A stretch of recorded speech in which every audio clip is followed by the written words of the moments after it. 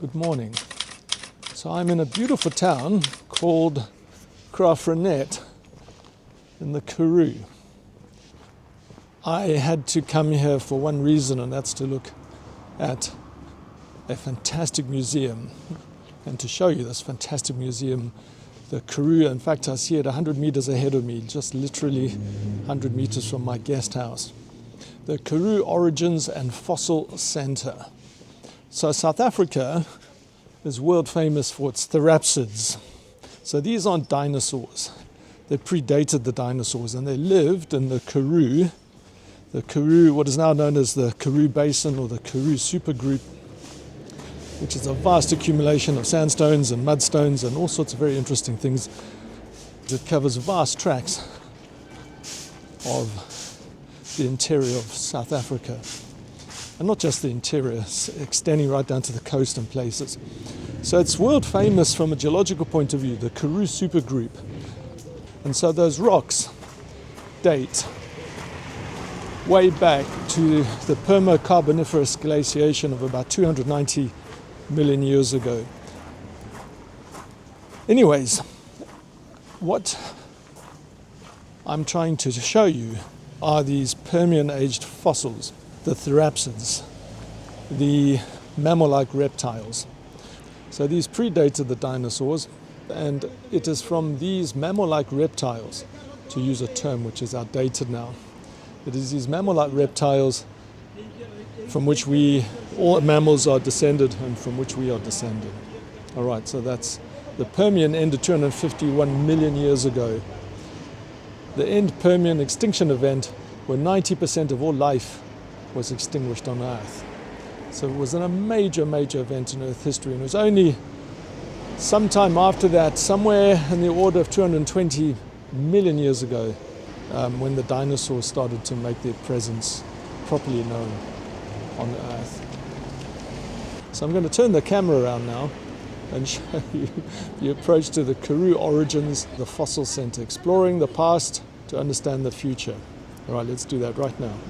Mad traffic, Friday morning, lots of noise. I think I need to cross at the pedestrian crossing.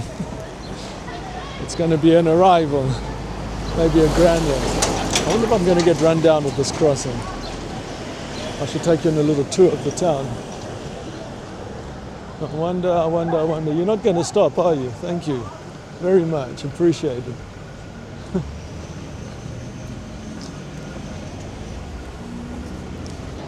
In fact, look at this fantastic mural here. Look at this. Yeah, you are. You're famous already, so you don't need me. All the locals. Here's a fantastic mural. Probably have to edit the sound out.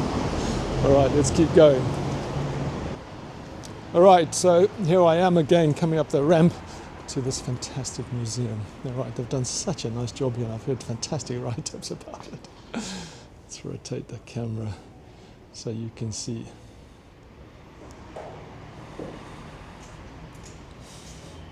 Karoo Origins Fossil Center.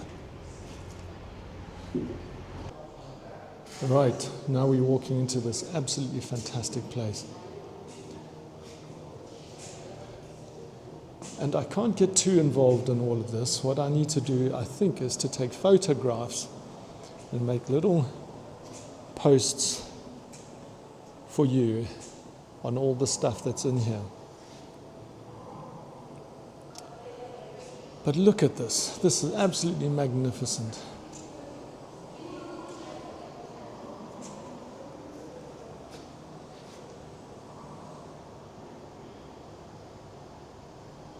There's all sorts of amazing fossils there.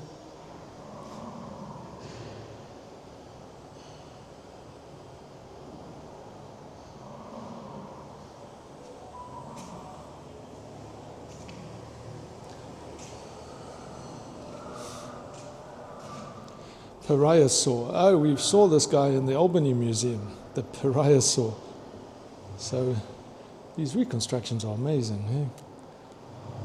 Look at that beautiful head of a Pariasaur.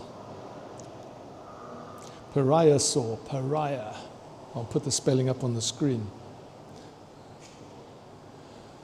Cynodont, Permian ancestor of mammals. I wasn't telling you a story. I'll photograph this and show you all sorts of amazing things. There's some fantastic roaring going on. Apex predator of the ancient Karoo, Gorgonopsians, Rubigia, a dinosaur named after Rubidge. This was the apex predator of the Permian. Look at those teeth, eh? Absolutely magnificent. And the reconstructions are really, really good. I'm impressed. And let's press on here. Is this a Lystrosaurus? Dicynodont. I can't say this. Aulaciphalodon. Aula kef means head. Aulaciphalodon. Aulaciphalodon. Aulaciphalodon. Aulaciphalodon. Cephalodon. That's a tongue twister. All right, so that's this. Aulaciphalodon. Aulaciphalodon. I can't say it. Anyway, we'll all practice that together. So there's a interesting looking beastie, hey? Look at those teeth. Running away from that Gorgonopsian that's after them. Well done to Bruce Rubidge for putting this thing together.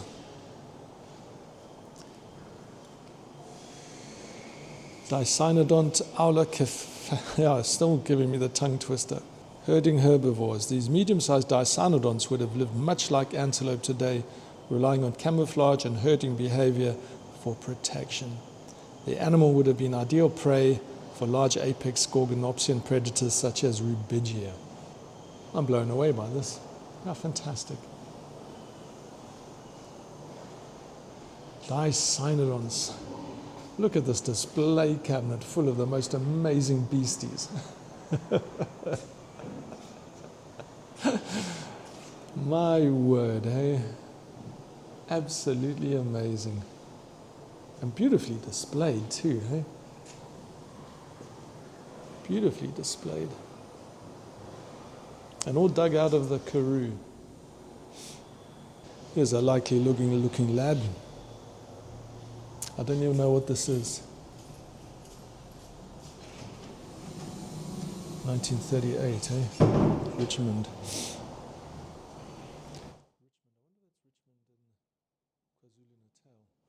Look at these lovely old labels.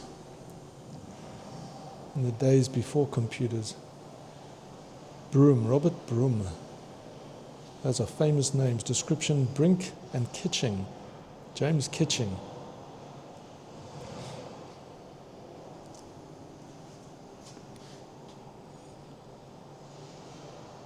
That's remarkable. Just a random shot of a skull. There we are. That's the one I spoke about. Aulaciphalodon. Dicynodonte. Broom. Hooksplas, Murraysburg. Wow. So they've done so well here. Let's take a little walk over here.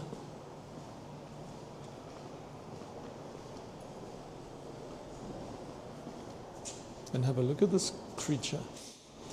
The three fossil skulls on display are all adult dicynodonts, but they are different species.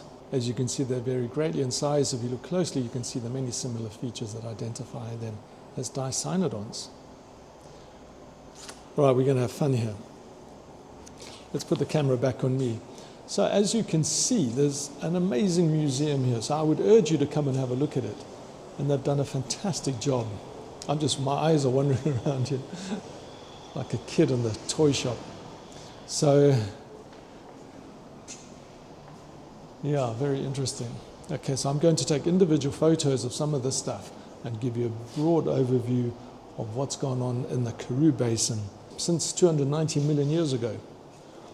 Okay, maybe a quick whip around because I totally understand that I'm walking around showing you. Oh look, here's a theatre now. I need to do this up in KZN. Let's swap this thing around. There's an amazing video on display. Animation. It's quite remarkable. Absolutely remarkable.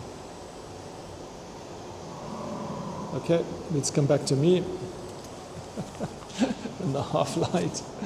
I think I need to do something like this at the Dino Zone.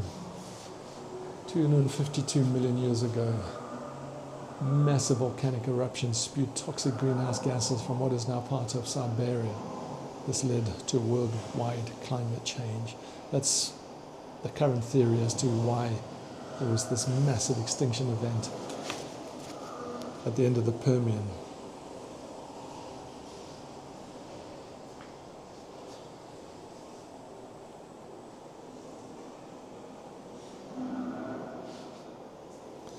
The changing climate led to a mass extinction event that is often called the Great Dying. And over 90% of species in the oceans and 70% of species on land were lost.